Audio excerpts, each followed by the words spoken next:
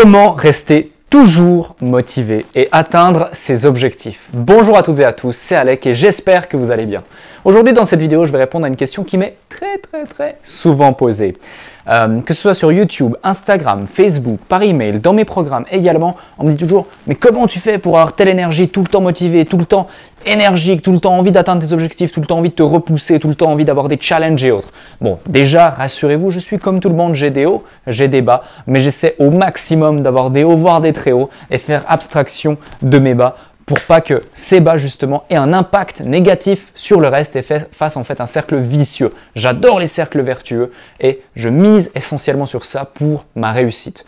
Donc même les adversités par exemple peuvent être des opportunités. Dans cette vidéo du coup je vais vous expliquer comment je fais pour rester toujours motivé et surtout tendre à atteindre mes objectifs grâce à cette motivation. Mais de cette motivation, il découle surtout des actions massives. Et c'est comme ça qu'on atteint nos objectifs. Je vous donne rendez-vous tout de suite après l'introduction. Mais avant, abonnez-vous à la chaîne YouTube parce qu'il y a énormément de contenu qui vous est et qui vous sera encore délivré sur cette chaîne. Ne ratez surtout pas ces vidéos sous aucun prétexte. Donc abonnez-vous, cliquez sur la petite cloche, ne ratez rien et à tout de suite.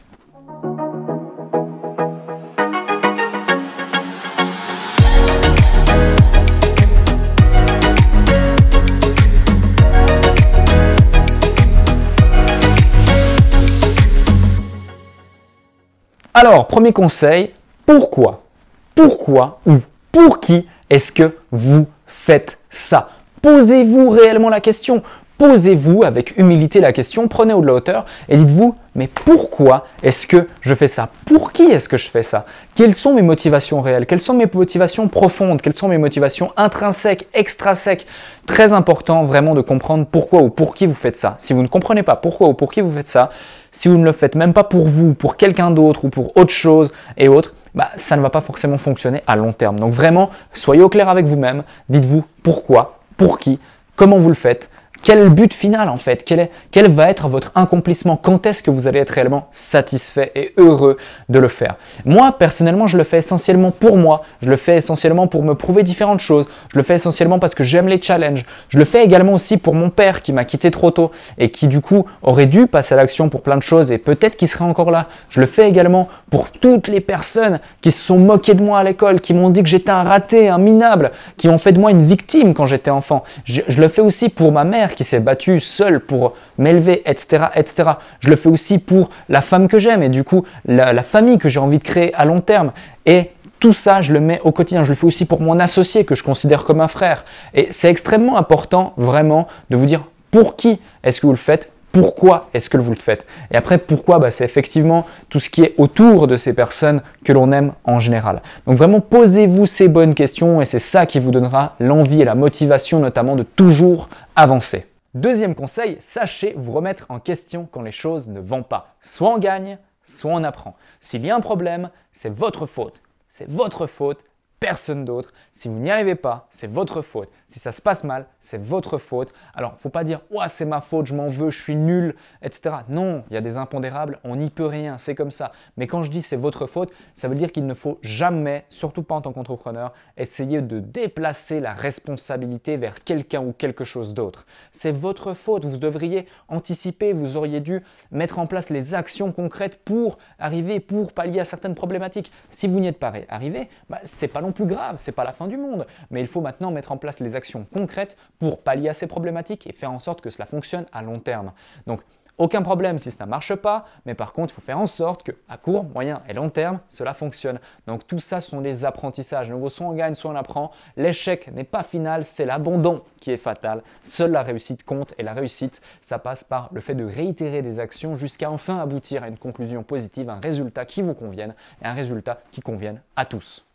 Et justement, j'en viens au troisième conseil qui est en fait de transformer toute, et j'insiste sur le mot, toute l'intégralité des adversités que vous pourriez rencontrer, vous pourriez avoir en opportunité.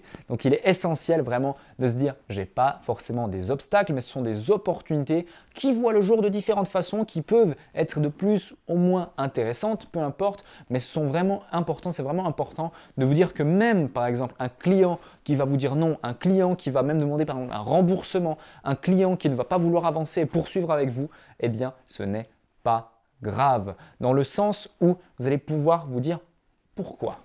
Pourquoi est-ce que ça s'est passé comme ça? Pourquoi est-ce qu'on a remis en question tout ça? Pourquoi est-ce que ça n'a pas marché?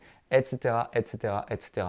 Et c'est important vraiment de se poser les bonnes questions à ce propos, parce que si vous ne savez pas vous-même vous remettre en question, vous-même être déterminer quels sont les tenants aboutissants, quels sont vos avantages, vos inconvénients, quelles sont les choses que vous devez améliorer au sein de vous, personne ne le fera à votre place. Donc c'est très important de comprendre tout cela.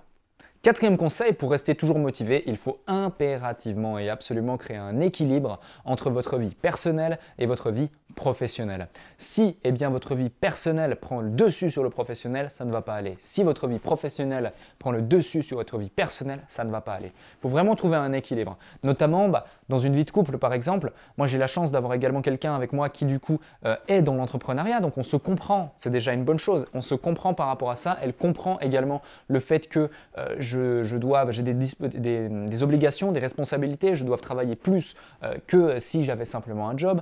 Il y a aussi différentes personnes qui me font confiance, mais aussi on comprend respectivement que elle, c'est pareil, mais on prend aussi des temps pour nous off comme il faut. Et c'est pareil si vous avez des enfants, c'est pareil pour votre famille proche, c'est pareil pour vos amis. Il faut savoir marquer un temps de pause.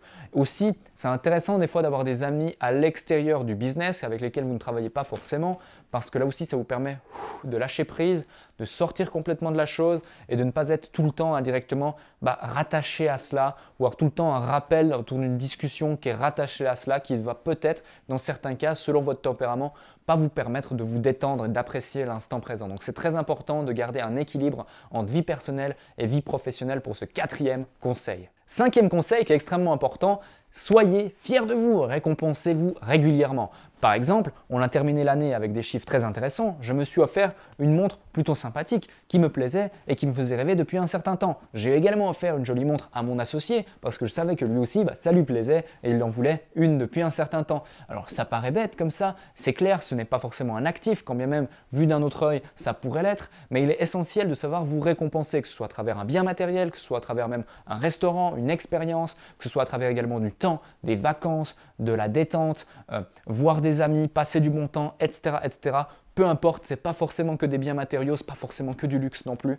Donc c'est hyper important, ça peut vous coûter zéro, mais juste un petit peu de temps, un petit peu d'énergie ou simplement le bonheur de passer du temps avec vos proches. Donc récompensez-vous, quelle que soit la réussite que vous avez faite. Aussi, ça peut être autre chose, ça peut être simplement le fait de se dire à soi-même « bravo ». Bravo, je suis fier de toi, tu as réussi, tu as accompli, continue comme ça, va chercher davantage, va chercher plus de réussite, pousse-toi encore, challenge-toi encore, etc., etc. Sixième conseil, c'est quelque chose que je vous ai cité juste avant, avancez toujours avec la philosophie, soit on gagne, soit on apprend. C'est-à-dire que peu importe, même si vous mettez en place quelque chose qui n'aboutit pas et qui ne fonctionne pas, peu importe, ce n'est pas grave, faites-le différemment et vous réussirez. Je ne vais pas m'éterniser sur ce sixième conseil, soit on gagne, soit on apprend. Et septième conseil, j'y ai déjà fait référence dans certaines de mes anciennes vidéos également, ne vous fiez qu'à vous-même. Ne prenez personne d'autre en référence que vous-même. Vous pouvez avoir des mentors, vous pouvez avoir des inspirations, vous pouvez avoir quelques éléments de comparaison, vous pouvez regarder ce que fait la concurrence également, mais ne les copiez pas et faites que vous soyez le seul référent à votre amélioration personnelle de façon à toujours devenir une meilleure version de vous-même tous les jours constamment. Couchez-vous tous les soirs avec de la satisfaction et levez-vous tous les matins avec la réelle volonté de faire le maximum. Et vous le verrez, vous serez constamment une meilleure version de vous-même. Merci d'avoir regardé cette vidéo, j'espère qu'elle vous a plu, j'espère qu'elle vous a donné quelques éléments de réponse pour rester motivé tous les jours et atteindre vos objectifs. J'espère que vous êtes abonné à la chaîne YouTube, vous avez mis la petite cloche parce qu'il y a énormément de contenu qui risque de beaucoup vous aider. Dites-moi en commentaire si vous avez d'autres astuces et si vous arrivez également à être très motivé, si mes vidéos peuvent vous aider à être motivé. Si vous souhaitez plus de vidéos au sens de motivation, développement personnel ou autre, ou si même vous voulez une vidéo totalement motivationnelle, ça pourrait être intéressant également de créer ce type de contenu. Merci encore d'être aussi nombreux à nous suivre. À très vite, à bientôt.